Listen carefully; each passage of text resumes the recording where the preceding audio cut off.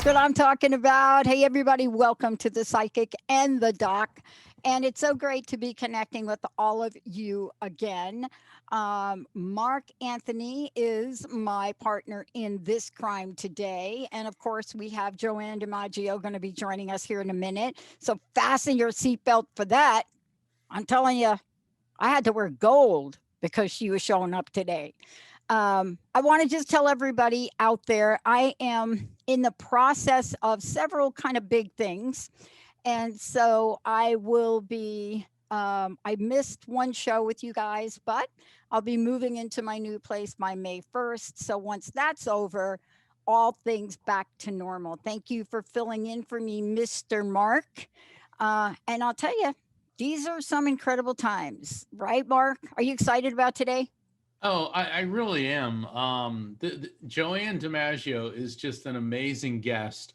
And, if I could talk about her just a little bit, she's the Do it. author of several books, including Edgar Cayce and The Unfulfilled Destiny of Thomas Jefferson, which we're going to be talking about.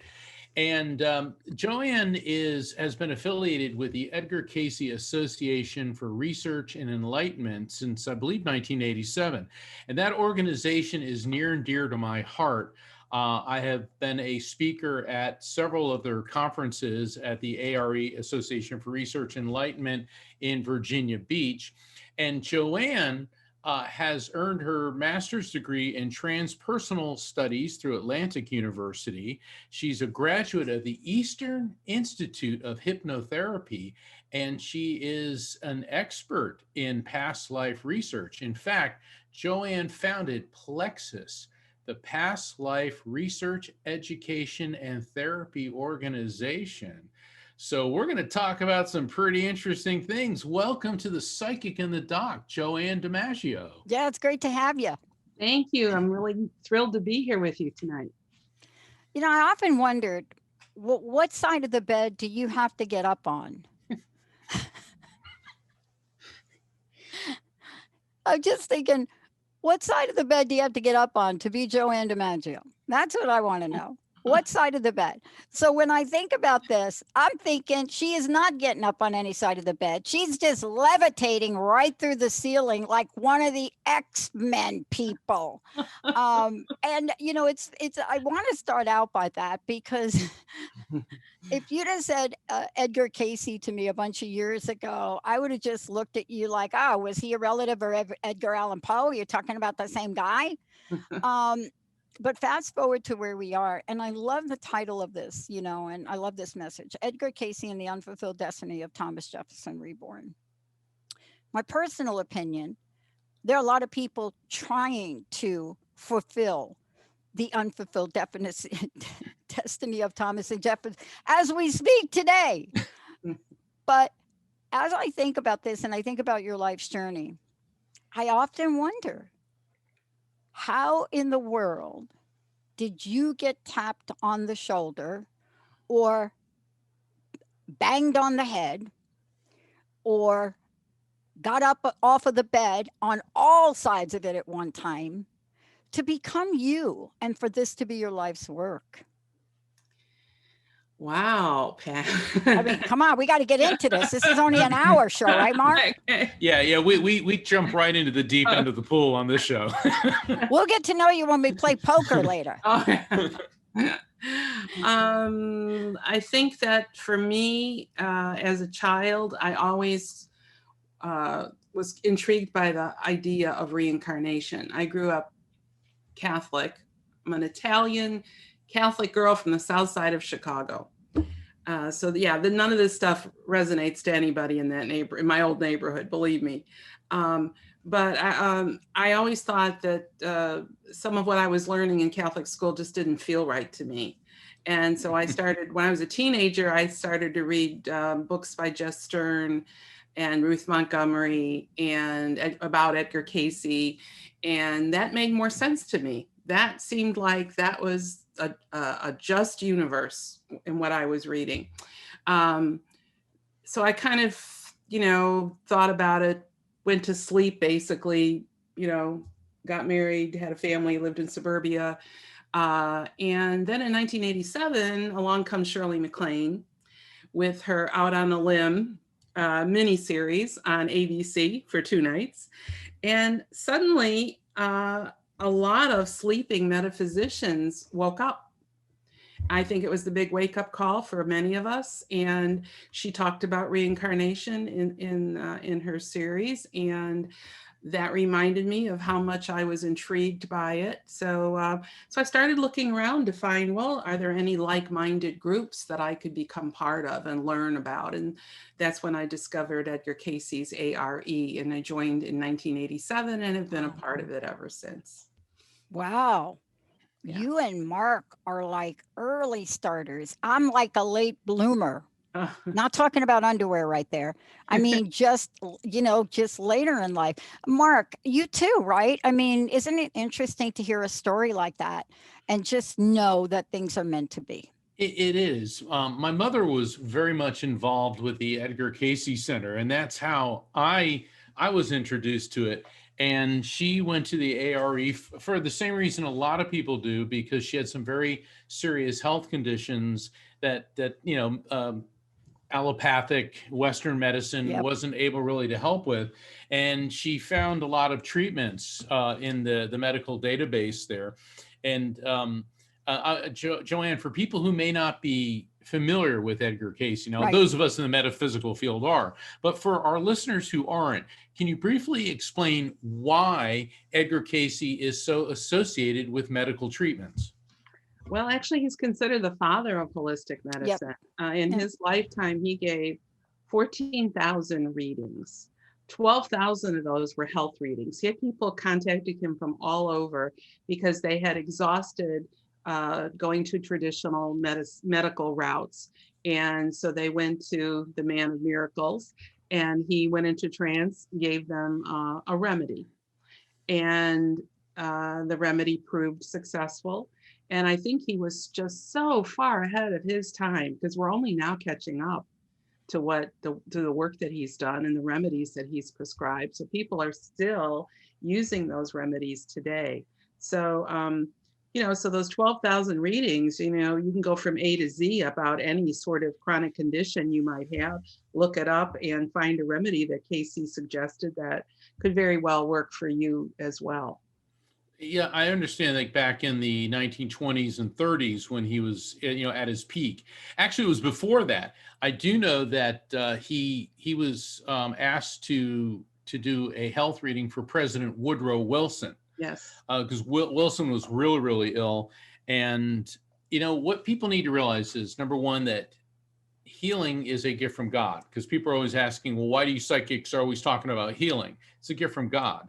You look at the Bible, Jesus was healing people, and this is what's better than health? There's nothing better than health. Oh, Yeah, I mean, anyone that, especially this era that we're living in now, and Cayce, through his channeling, his transmediumship, kept talking about the alkalizing your body, and so that became something, a centerpiece of his work. And now we know that cancer cells cannot exist in an alkaline environment. So what, like 80 years after Cayce was channeling this information, scientists are now proving the importance of the alkaline diet and how this keeps the body from falling to disease. mm-hmm. And one of the things I wanted to ask you, because there are a bunch of dots to connect here, and I love how beautifully, Joanne, you have time and time again connected dots. So this dot is what happens when the most renowned 20th century father of holistic medicine, Edgar Cayce, gives a life reading for TJ Davis, a wait, get this, because I read it wrong the first time, 2-day old nephew of his secretary, Gladys Davis, because now we've got the fundamental framework for how this book just takes us on a ride that you're thinking, I think we're all levitating right now, right? I mean, think of it, 2-day. Oh, I have to go back. Linda said, you got that wrong. It's 2-day. It's not 2-year, Pat. It's 2-day. I mean, how did that blow you away? Well, that's actually, that's one of the first stories I heard when I joined ARE in 1987. I had a friend of mine who knew I was interested in both reincarnation and history. And she said, did you know Edgar Cayce did a life reading on a baby boy at 2 days old and said he was the reincarnation of Thomas Jefferson and Alexander the Great? And she gave me the reading number because, all of the people who received readings had numbers to keep their anonymity. His is 1208. So I went and I studied his reading and I was absolutely fascinated by it. So, I like to think of myself as a reporter for the universe. So I thought, this is a great story. I want to get this story. Well, I tried for years to get in touch with him and to talk to him, and got a lot of obstacles thrown in my way. And finally we met in 1996, and the rest, as they say, is history. But what I was really fascinated about in that reading was that Edgar Cayce said that this soul could do for the world what Jefferson did for this country. And I thought, imagine being 2 days old and having that put on your shoulders.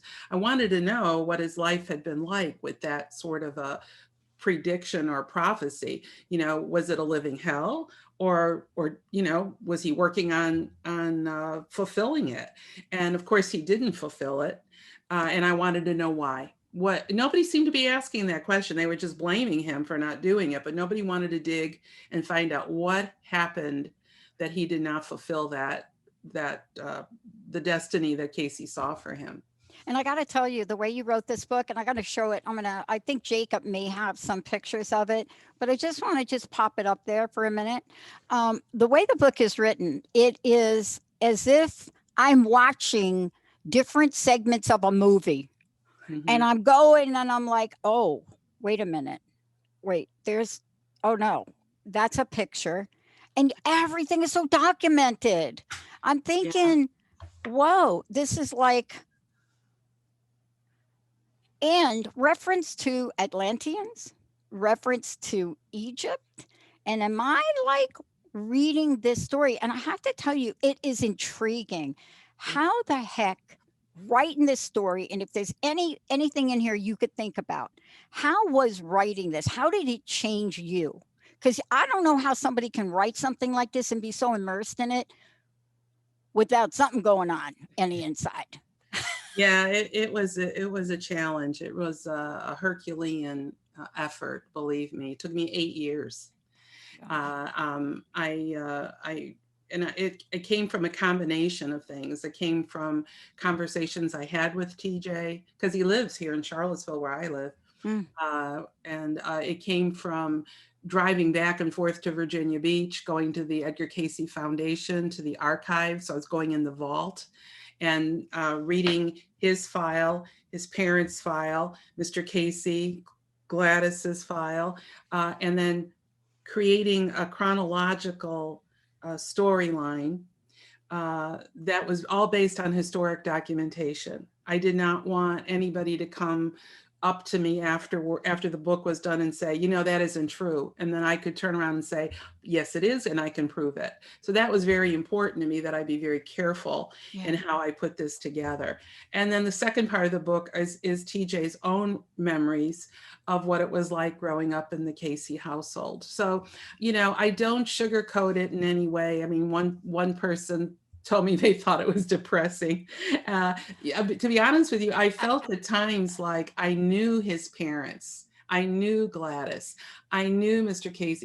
And there were things when his parents would make decisions that I knew what the outcome was going to be. I wanted to go back in time and just strangle them. Honestly, I was getting really, there were times I was really angry with them. And then it was frustrating at times also to work with TJ because, you know, he actually didn't know a lot of the things that were in that book because he never went through his file. So he never read all the correspondence that was going back and forth between Cayce and his parents and Gladys and other people that were in that circle. So there was a lot of stuff that was totally new to him. And it took him a while to sort of acclimate to it, especially about his mom. I mean, that was really painful for him. But he had given me permission to go in and do this. And I felt, honestly, Pat, I felt as though I had made him a promise when we were in the afterlife together. Yep. And I said to him, okay, I will do this story. And I felt like, even though I had so many obstacles thrown my way, so many people did not want me to write this book. Yeah. And I just, for some reason, Spirit had me persevere. And it was almost like I had Edgar Cayce on one side of me and Gladys on the other, and they're kind of holding me up and going, keep going, Joanne, keep going. And I would get upset. I'd put it away for months at a time. I thought, I'm not going to do this story. Yeah. All these people upset with me. There's absolutely no way that you are not going to write this book, because guess what? There's no place you're going to be able to stop and then not continue. That's the deal. It's like listening to Mark do a reading, right? It's like, you know, you don't stop Mark and say, are you done yet? No, you don't do that, because there's something that takes over. Right. Yes, and you exactly. can hear it in this. Mark, you were gonna say something. Yeah, I'm really curious. I want to ask about your past life regression work. Now, as a hypnotherapist, I assume that means that people come to you and you hypnotize them and they are able to recall details from previous incarnations. Is that what your work is? Right. That's primarily what my work is. It's doing past life regressions. I do several different types of regressions depending on what the person wants. So there's one that's specific for chronic conditions. If they want to see what their physical karma is, we can do that. I also have one that will take them to the afterlife so they can see how they actually planned this life out. And so, you know, they really can't blame anybody for it because they decided this is what they were going to deal with in this lifetime. And I just do the traditional regression, and sometimes we'll add soul writing at the end of the session. And I'm doing them all on Zoom now. So it's been, I've somehow now have a global audience, which has just been wonderful. Yeah, you brought up an interesting point. You said about finding chronic conditions based on karma, and that's what Edgar Cayce also said in his teachings and in his work, that many times, or maybe always, people's health conditions in this life are connected to an issue in a previous life. Has that been your experience? Oh, absolutely. I did a whole research study on that topic. It's in my book, Karma Can Be a Real Pain. I had 50 people. Sorry, I love the name. That's a great title. I had 50 people come in who had various chronic conditions, whether it was heart disease or arthritis or, you know, problems with their joints or whatever. And they would come in and I would take them to the past life in which that chronic condition first occurred. And then we would do some healing work. And about 30-something% of the people in that group had a spontaneous healing just by going to the source of what that chronic condition was. So I had a woman who had head to toe psoriasis. She went back to a past life in which she was a call girl in the Old West. When I asked her, what are you thinking as your soul is leaving your body at that moment of death? She said, I don't want to be touched anymore. And so in this life, she manifests a skin condition in which nobody wants to touch her. That's how powerful our final thoughts are. So it was a fascinating project. I love research projects. They're like my favorite thing to do. I have a question. I'm sorry, ahead, Dr. Mark. Patton. I noticed that, you know, many people wanted to find out about these prior lives of T.J. Davis, Yeah. but he never agreed to a past life regression session, not with you and not with anyone else. No. Did he ever tell you why? No, he never said why. He just wouldn't do it. And also, it should be said, he's never claimed to be any of those people. I asked him once, I said, do you think you're Thomas Jefferson because you remember being Thomas Jefferson? Or do you think you're Thomas Jefferson because Mr. Cayce said that you had been him? He goes, no, it's because Mr. Cayce said it. Wow. And yet, when you read the book, you'll see there are many, many occasions when things come up, memories are coming to the surface that he could not have possibly known unless it was a memory from that lifetime. Like the time that he was in that history class and he didn't know the answer. The teacher gave them an essay. He couldn't answer it. And he thought, well, I've got to write something. And he sat there and he wrote out the Declaration of Independence and the statute for religious freedom in Virginia, word for word. And he handed it in. He said, that's all I know about history.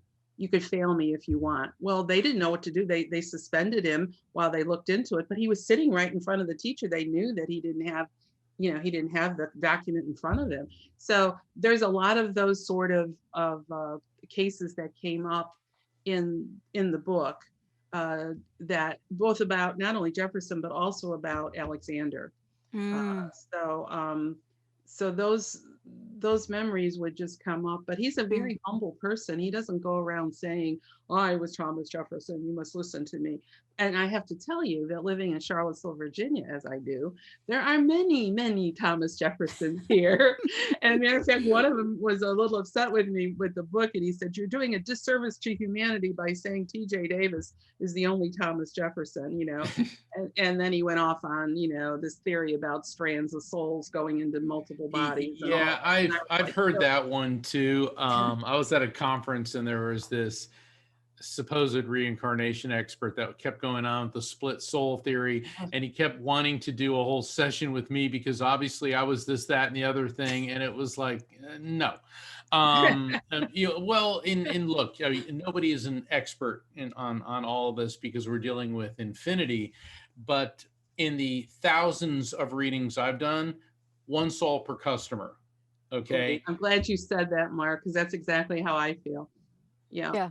And you know what I love about this is I think part of the humility we're talking about made your journey deeper, richer, more precise, more exploratory, and you really had to work. I mean, it's very different, right, Mark? If Yes. somebody walks up to you and you sit down with them and let's say you have a past life experience, it's very different if you're given that insight at so many different levels. I mean, all of us have done research. We know research bias at some level, even if we're objective, whatever that means.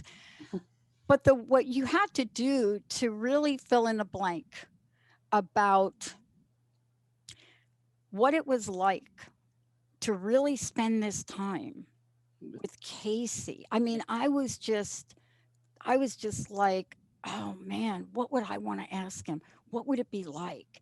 What would that be like? And Mark, you were talking about, you know, speaking to people that have moved on. But there was an incident in this journey, the passing of Edgar Cayce, that I felt when I was reading about it literally brought him to his knees in a way. I don't have the other language, but such a relationship with someone.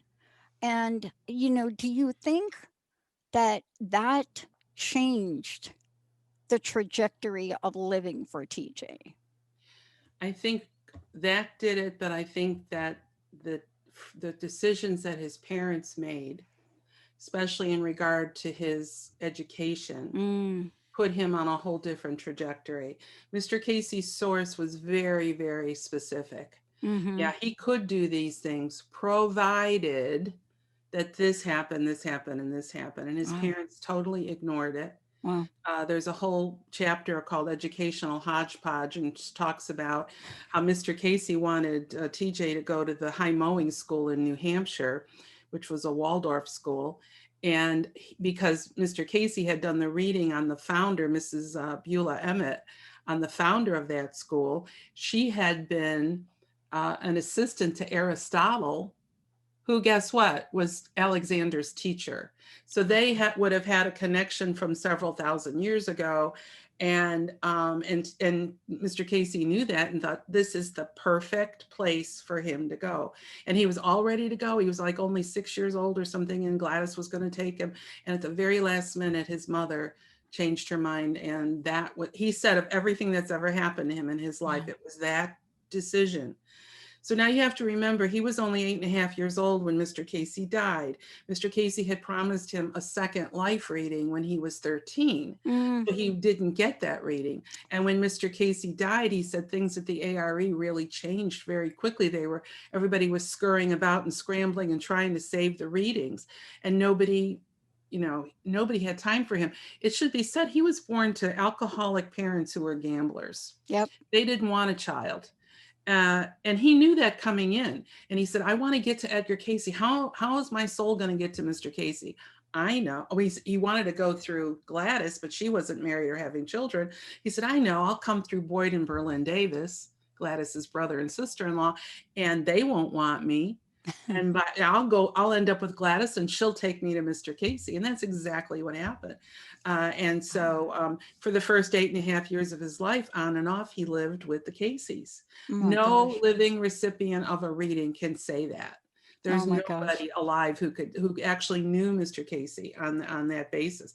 And TJ's 84 years old now. You know? And I'm just so thrilled that this book, that he's still on the planet while this book actually got complete. As a matter of fact, on Saturday, he and I are doing our first joint program about this book together in Charlottesville. So we can't wait to do that. Is it going to be broadcast or videotaped at all? It'll be on Zoom. It'll be on Zoom. And yeah, I'll get a copy of it. Okay. And let people know. And then I want to know, how do people find out more about you? Because we're going to when we come back from break, we're going to be taking people on the phone lines and whatever. And I want people to know, how do they get a copy of the book, and how do they find out more about you? Well, the book is on Amazon, and you can read all about that and all the other books that I've written on my website, which is joannedimaggio.com.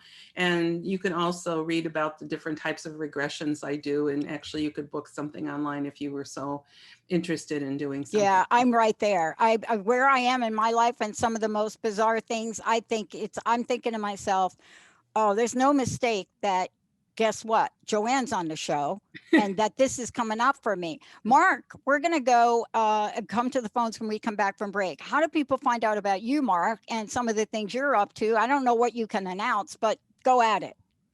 Well, go to my website, evidenceofeternity.com, and I invite people to sign up for my newsletter, because it'll keep you up to date on upcoming episodes of The Psychic and the Doc, my other media appearances.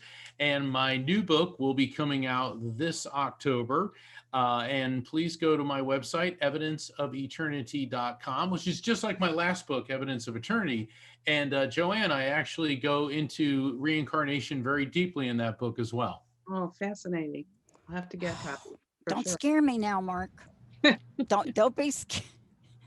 There's nothing scary about reincarnation. It means we never really die. You know? Okay, I feel better already. I feel better already. Let's take a short break. When we come back, we got some folks on the phone. Please get your questions ready for Joanne as well. Lots to talk about. Do you think that you're here in this life and have been there in that life as somebody maybe you think we know? Stay tuned. We'll be right back.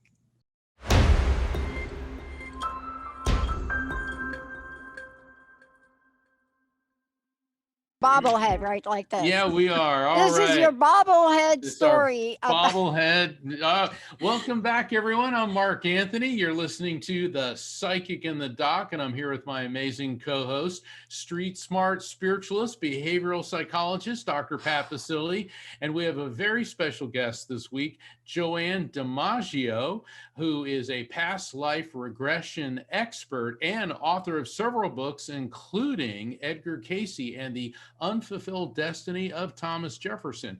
And Dr. Pat, I understand we've got a number of people on the phone lines. So let's go to Jacob, if we could. Let's go to Donna from New York. Sounds Yeah, I hope they great. really put Joanne to the test. Donna, you're on with the Psychic and the Doc. Hey, Diane. Jacob, or do we have Donna? Yes. Donna, Donna. welcome to the show. Thank you Donna. very much. Hey, how can we help you? I'd like to know if you can connect with my husband, Mark. Okay, Jacob, can you boost her volume a bit? I can barely hear. I believe. Me either. All right, Donna, try again. Is that better? Yes, go for that's it. better. Is that better? Oh, Yeah. Yes. Okay, Okay. Donna. All right, hold on. Let me open up the frequency here. I am getting a male energy coming through. Now, sometimes the person that you want to hear from is not always the first one to come through. So let me describe who I'm getting. Now, this male energy, wow, I'm getting a tremendous amount of pain in my throat and in my back, mid to low back. And it's really weird sensation. It's like, I feel like I swallowed glass. I'm not saying that he swallowed glass, but what that means is pain, discomfort, tremendous problems in the esophagus, the larynx. I'm feeling a lot of problems in the upper lungs, the capillaries going into his lungs and heart. And then in my mid to low back, a tremendous amount of pain, and I feel nausea and vomiting. Now, nausea and vomiting are indicators that he may have been having difficulty eating and or holding down food prior to passing, but that is also a cancer indicator. Doesn't always mean cancer, but could be. Does any of this make sense to you, Donna? The esophagus and the back. I'm not sure about problems holding down food.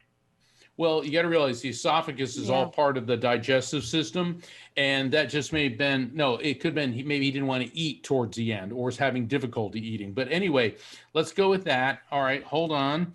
And he is projecting to me a beautiful piece of jewelry, and it looks like a ring with an opal in it. Now, let me explain what I mean by that. Normally, Donna, when I do a reading, I do a 15-minute or so pre-explanation to explain how to connect all the dots with this. But this could indicate a significant piece of jewelry connected to you or him with an opal in it. But opals are also the birthstone for the month of October, which could indicate a significant birth, death, anniversary, or event connected to you or him or someone close to the two of you within October. Yes. Yeah, that makes sense. Yes. In what way? Yes, it does. In what way? Okay. That was my grandmother's birthday, and she had an opal ring that was supposed to pass to me and did not. There you go. So by him presenting it to me, to you metaphorically, that means he's also there with your grandmother, because spirits always show up in groups. All right, let's see what he's got to say to you. Well, he said a lot. He said the thing about us is we never were at a lack for things to say to each other. We used to converse a lot. Our conversations used to flow like the wind. He said one of the great joys of being with you is just the fact that we could talk, and it was always so easy to talk to you. And he said that let her know that her hair always smelled so good. I don't make this stuff up. That's what he's telling me. So does any of that make sense? Yes, it does. It does. It does. Okay. Yes. He knows how you feel that the door in life has just shut on you completely. He said, but my girl is very strong, very resolute, and she is prying that door back open. So he is very impressed with, even though you've been knocked to the floor, you have gotten back up. Dr. Pat, do you have anything you would like to add? Donna, I just only want to ask you a little bit. How does your heart feel about the opal ring?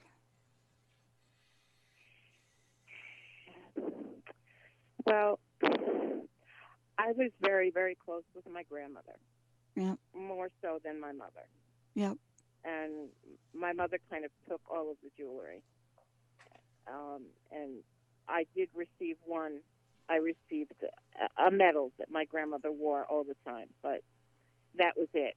Yeah. But the ring she had told me she wanted me to have, and it was her birthstone.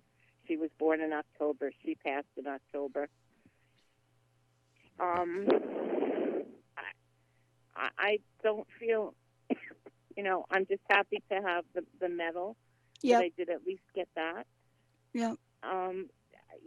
The material things don't really mean that much to me, but I'm glad that I have something that she wore all the time. The reason I'm asking you that question is I don't know how much you know about opal. And I think, Joanne, from your perspective, when you think back of what people in different points in time in history wore, right? At one point, opal was very revered and, it was energetically brilliant. And the only reason I ask you that question was less about the piece of jewelry. And this is what I want to say to you about it. I am thrilled for you that you have something. I'm thrilled that you recognize that. And I think more than I want her to have the opal ring, I would investigate from your perspective the healing energy of opal. Do you know what I mean, Donna? Yes, I do. Yeah. Yes. Joanne, anything you want to chime in on here? Oh, no, actually, this isn't my area of expertise. Real quick, Donna, does the name, I know we all know somebody named Christopher, but the whole time that you've been on the phone. That's my son. That's my son. That's my oldest son. Okay, and he's here in our world, correct? Yes. Yeah. Okay. Yes, he's okay. The whole time I'm hearing Christopher, he goes, hug him, love him, love him for me. Oh my goodness.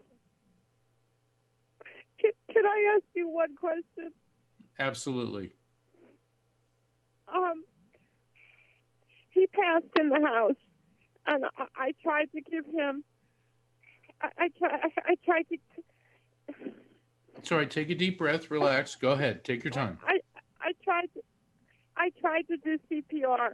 I had a hard time getting him off of the chair from the kitchen onto the floor, and I called 911, and I started CPR immediately, but I feel like I was too late. I feel like it was my fault. Nope. I wasn't there quickly enough. All right, hold on, Donna. Actually, he's glad that you brought that up because this is something which has been plaguing you. And I'm going to turn this over to Dr. Yes. Pat in a second. But he wants you to know that this was his time. And no matter what, nothing was going to change it. And he said that even though, or he's telling me, even though he knows how painful it was for you to feel the futility of not being able to get him to breathe again. He also said that if you had not been there, if you had not shared his passing, that you would never have forgiven yourself. But this way, you were there when he transitioned. Mm-hmm. Mm-hmm. Thank you, Mark. Thank you so much. God bless you. And let me just leave you with this one thing. Opal is known. Yes, Dr. Pat. Opal is known, and I really want you to take this in. I want you to take this in with every breath you take from this point on.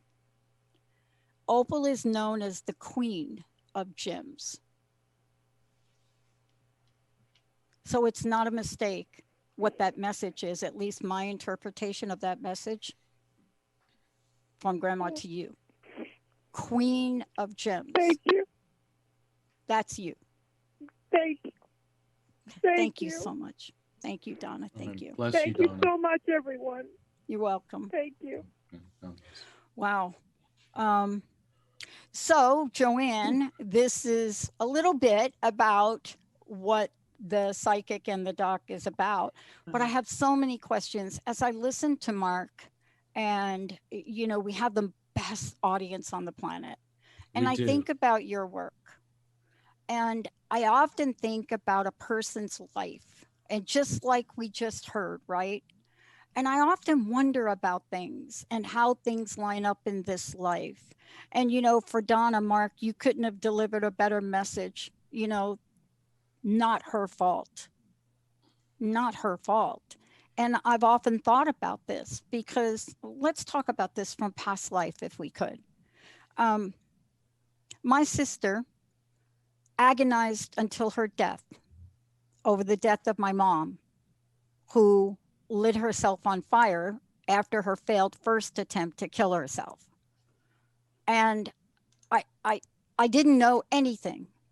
And I often wonder about which lives we bring forward and how we make my language sense, how we can learn more, how we can learn more that would help us in this lifetime. And you hear such a beautiful love story and heart gut wrenching story like Donna. And after reading your book, and Mark, as we just talked about, I'm just wondering from your perspective how much you've heard and how much has been revealed to people through your work.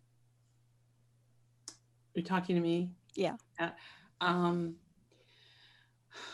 You know, it is it's the most humbling experience I've ever had to work with people like this. When they have an aha moment and they understand, they go from asking why, to, oh, I see, I understand. And that changes their perspective. And that in and of itself is a healing. I like to work with people who will, you know, go to the past life that's most impacting them now, because I tell people you've had many, many, many past lives. You're not working on all of them because you would go out of your mind, but you're working on one in particular. And before you were born into this life, when you were in the planning stages of this life, you're working with the Council of Elders and figuring out, you know, how do I want to set this next life up? Who do I want as my parents? What issue am I going to be working on? Who are members of my soul family are going to come in and help me? What's my mission going to be in life? That's like one of the first questions people ask me in a regression. I don't know why I'm here. You know, help me figure that out. So I think that when they actually look and see that it has been planned, that they've actually set it in motion to help them deal with certain issues that have come up karmically from the previous life. So they've got karmic issues, they've got karmic attributes. And we look at all of that, and suddenly it's like, you know, it's like a mosaic. You've got a piece here, piece here, piece here, piece there, and it all comes together to show you this beautiful, beautiful picture of life. And I really think that it's tremendously helpful and healing. It's the most transformative tool because you usually only need one session. It's not like regular, you know, psychotherapy where you have to go back and back and back, because past life goes right to the heart of the matter. It goes directly to the origin of the problem that you're dealing with. And many times we could heal it right then and there. I wanted to really bring that in because in this short hour that we spend together, it's so important for people to really understand the depth and the breadth, just like you heard Mark and what he just did. You know, I was stunned when I realized the power of really going and having a session and realizing that you do stop asking why. I didn't really think about it till you said it. But somehow you don't ask why anymore. I'm not going to tell you what you did, what comes up for me that I ask now, but that's why I'm going to go see you. I think we have time, Mark, maybe for one more caller. What do you want to do? Sure, All right. if we can. Good. Who do we want to go to? Greg? Yeah, let's go to Greg. Okay, Sounds great. good. We're going to bring on Greg from Minnesota. Hey, Hi, Greg. Hello, this is Greg. Hey, Greg. How can we help you today? Mark, I called in 5 weeks ago, and you gave me a beautiful reading about my wife when she passed. that I was holding her hand. Can you hear me, Okay. Mark? Yes, I can. I'm sorry. I'm so intently listening. Go ahead, Greg. And anyway, you gave me a beautiful reading, and one of the things you said is, or I mentioned to you, is that she was going to miss her grandchildren, and I cried too easy. Anyway, this was our second marriage. She had three kids, and her 3 kids had 12 grandchildren, and her kids do not speak to me anymore. So I don't know how I can see those grandchildren and keep up with them as my past life requested through you. Actually, I think that's a Dr. Pat question. I think it's a Joanne question because, and I think it's all of us here, because I think you talked about past life.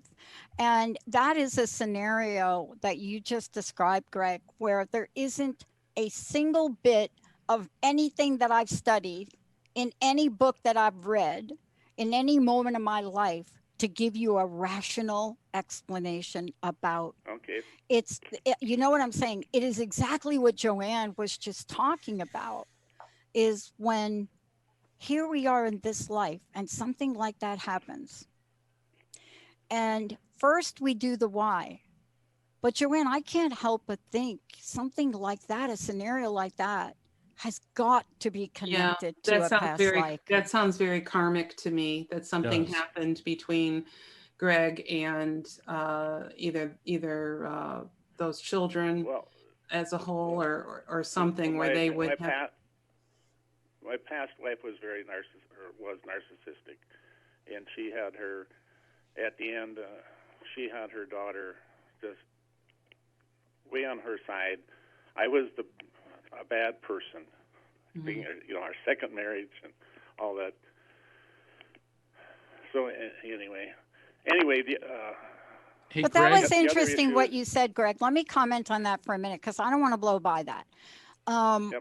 What you talked about, and I would need Joanne, but when I've talked with people like Joanne that are experts in this field, rarely do I hear somebody say, you're in this life to be punished for something you did. And that's the way you just sounded right there. There's nothing that I could even relate to in anything that I sense that there is a punitive assessment for things. And I think you're taking that on. I just heard you say it and I just felt it. It just hit me in the heart. So clearly there's some work I got to do. But Joanne, I don't know if you heard him say it, but I did. Okay. Yeah. And karma is not good or bad. It's just cause and effect. Yeah. Right. So it's just the universe's way of balancing things. So, it would be really interesting to find out what's the dynamic between these souls, because we travel together as a group, as a soul group, like a pod. And lifetime after lifetime after lifetime, we change gender, we change roles, but it's the same souls over and over again, trying to work stuff out. So it would be interesting to find out what the dynamic is between him and his wife's children. And my heart goes out to him, because I have grandchildren and I would be devastated if I wouldn't be able to see them. So I can understand. Hold on. I'm sorry. I don't mean to interrupt. Hey, Greg, I'm getting a message. What's going on with you and corned beef? Are you eating a lot of corned beef? No, none. I don't. What's with you and corned beef? Love it or hate it?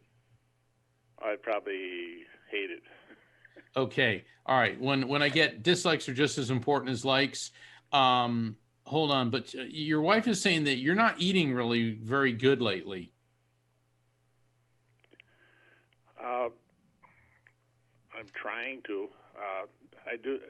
Yeah, all right. See, there's a pause there. You got 3 Italians over here, and we know guilt when we hear it. All right. Yeah, the minute that you said that coming out of your mouth, all I could see was a giant bag of potato chips. Maybe I'm projecting there, Greg. You got a psychic who's a lawyer. You got a psychologist and a past life regression therapist. Greg, you can't pull anything over on us. But the point is, are you reaching for the chips, Greg? Well, I usually have some chips or some Cheetos for my lunch when I'm traveling every day. All right, Yeah. Dr. Pat is a junk food remote viewer. Oh, please. I'm telling you, I'm all but- over it. I'm but- all over it. The message from your wife is that the kids are going to seek you out.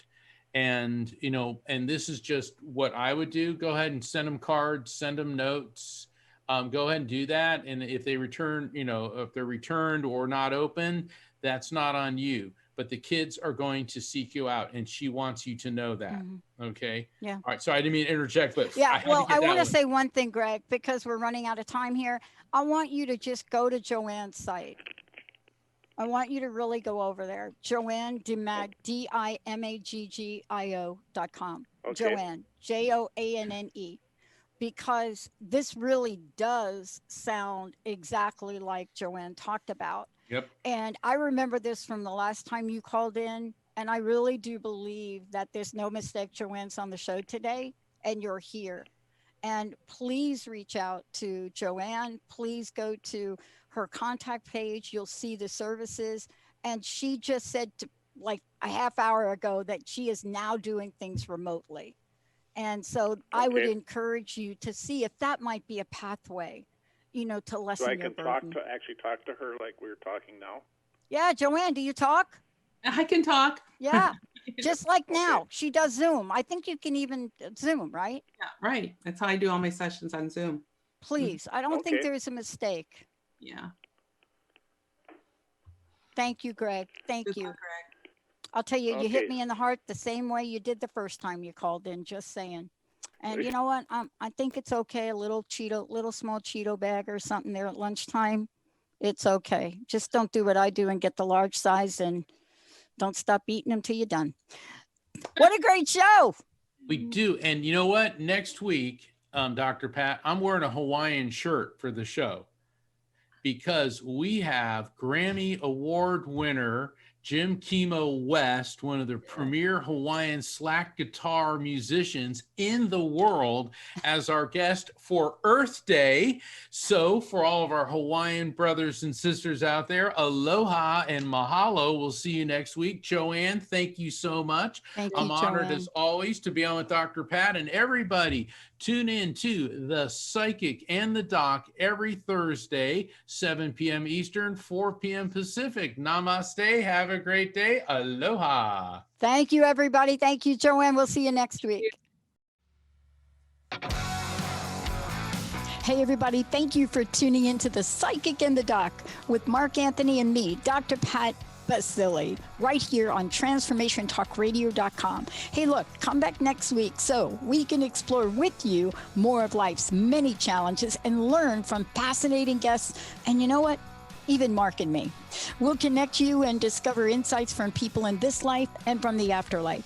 Extraordinary problems? Yeah, they do. They require extraordinary solutions.